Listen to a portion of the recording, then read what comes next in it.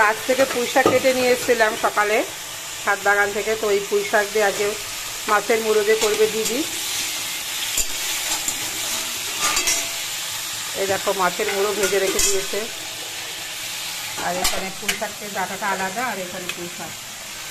এখন রান্না হচ্ছে মাছের মুড়ো দিয়ে পুঁই শাক।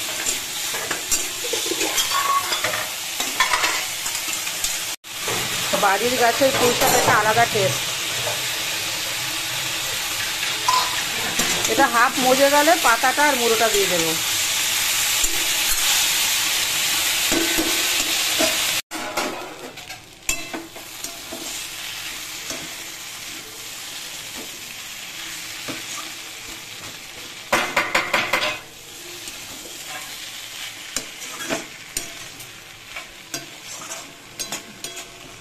পুঁই শাকটা হয়ে এসছে।